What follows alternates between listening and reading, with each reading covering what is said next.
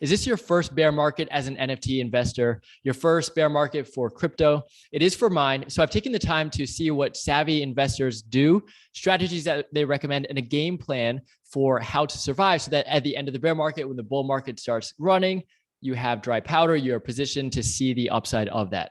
What's up, Yeti fam? My name is Gen Furukawa. Today, I'm going to walk you through some of the strategies, the takeaways that I have, and some suggestions. Obviously not financial advice, but maybe some ideas to trigger your own thing.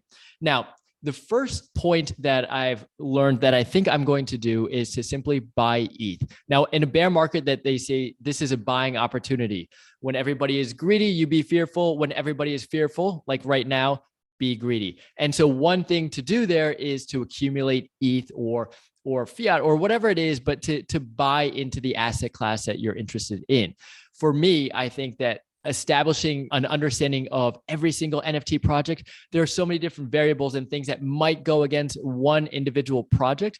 But at a high level, I have strong conviction in the Ethereum protocol, in the NFT space, and that I do think that over time, this will rebound. So ETH right now is at $2,011, and right now it's Monday, May 16th. So if we look at the chart, I mean, we're right here. I'm no technical analyst, but I definitely have bought all the way at the top near like say 4,800 or whatever. And then I think that right now might be a good time to buy for myself. So not necessarily putting the whole farm on it, but it is something that I am going to plan for because I think buying ETH, and then also you are buying dry powder for if and when you want to buy into an NFT project that is at a floor that you'd like to get into. So to me, that's a 2x win. You're buying the potential upside of Ethereum and also dry powder that you could buy into for a future NFT project.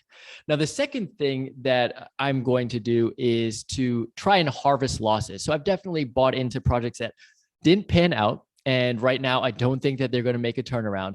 So I might look into, so here's my some of the things that I bought into, for example, far higher convictions and stronger convictions that I am going to hopefully cut losses on. So for example, here's a Shinsei Galverse. I bought in at 0.45, definitely FOMO'd in. Right now, the floor price is 0.15. Okay, so not, I mean, I could sell it at a 67% loss right now. Maybe I do that. And mind you, I think I bought this ETH was definitely higher than it is right now. But this is one thing to do is what NFT projects might not have the upside that I thought that they would have when I bought into them. Maybe I can cut losses. This one, for example, definitely I bought at 0.109, the weirdos.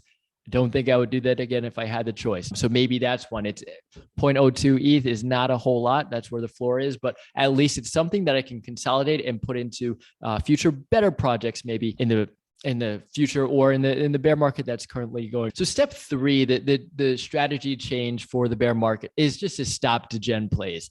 And this is how I end up with a wallet that has some of these things like this, where I'm like, what was I thinking? Why would I do this? What was the utility? I FOMO'd in with some other people in groups. It seemed like an upside that I could flip. I can't. But I think when things are more conservative, it's like if you're on a losing streak at a poker table, you have to start playing tighter. You have to have more conviction and confidence in the hands that you are playing. And then it's be okay sitting out hands that you might not have something, in good times when things were more flush and there was more of a bull run.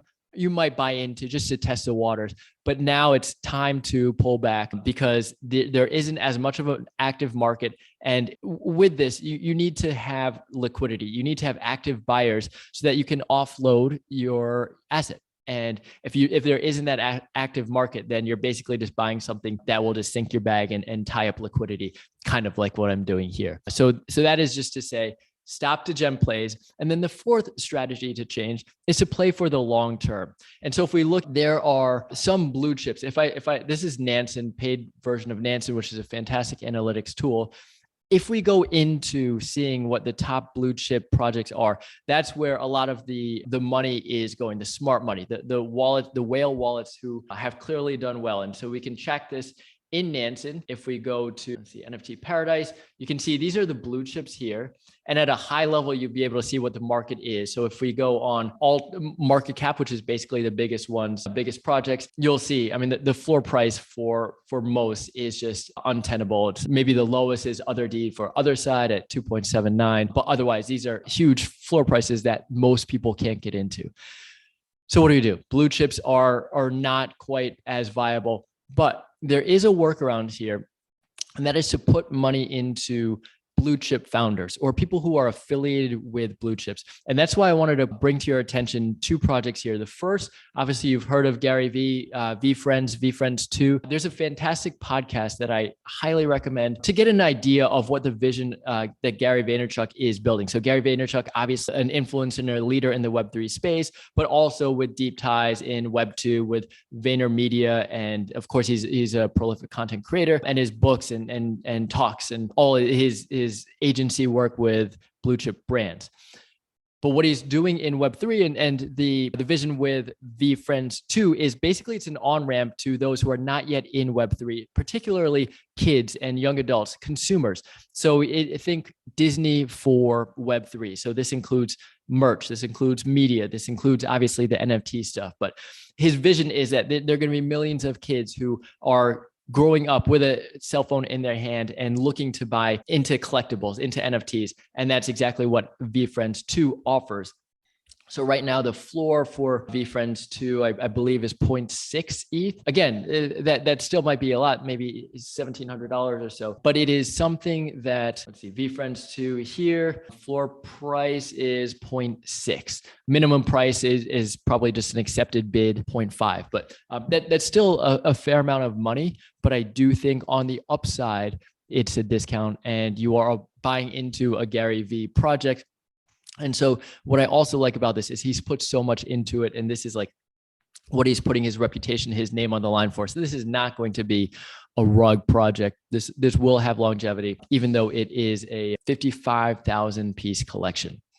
Now, the second project that is a blue chip founder that's a relatively affordable price point is Atom Bomb Squad. So the Atom Bomb Squad is from Bobby Hundreds, who is a founder of renowned streetwear brand, The Hundreds. And this is a 25,000 piece, and it's kind of been quiet recently, but the sales volume has flatlined. There hasn't been a lot of activity, and I don't expect it to pick up in the bear market. But if we look here, and this is NFT and its free charts, if we look at the volume over time, I mean, it's definitely flatlining. It's not a liquid market by any means, like, maybe one every 2 hours or so, one sale every 2 hours. It's not a lot, but it definitely has spiked. I didn't look into what was going on here and why there was so much attention in terms of sales on February 2nd. But also, if we look at the floor price, the floor price moves in tandem. So we're also seeing that spike. It was probably just a whale buying in. So that is definitely kind of the ceiling, the upside currently now for Atom Bomb Squad. But it's that point, which I think is, $700. Again, sizable investment, but something where there's upside. And the last thing that I did want to mention where there is utility are NFT tools. So I don't think that analytics or making data-driven decisions will ever be something that falls off the radar or falls out of vogue, because there's actual utility in it. People use this all the time to operate kind of on a hands-off basis, because a lot of this are automated tasks that one can do once it's set up, like say notifications if an asset comes within your criteria, or automatic buying or circumventing OpenSea's confirmations and stuff where seconds matter. These tools can help you do that. And so I think that's a critical value, and these are on sale now. So 3 that I like are Alpha Sharks, NFT HUD, NFT Nerds, and I should say NFT in it, this tool right here, nftinit.com. So those are some great tools to use. And I think that for say a 0.5 ETH, it is a lifetime purchase, so you can certainly buy it, use it, and then I think that it will go up. And so you can basically just almost use it for free and then sell it again as an asset to sell. So at a high level, these are some of the takeaways that I've found and that I will be implementing. Basically, I'm going to be looking to buy more into ETH, looking to be a little more conservative and maybe sell off some of the things that I have to accumulate some some assets or some crypto in the form of ETH to buy into projects and really focus on the high end. So stopping with the gen plays, looking for more blue chip. And I'm not at the point where I can buy, into the apes or into the punks, but maybe some of the lower tier blue chips are great projects I would look into. So anyway, those are some thoughts. I hope that it helps. Obviously, do your own research. Everybody's making their own decisions here to do the best that they can, but I hope that this helped. Thanks so much. All right, Yeti fam, I'm out. Please subscribe.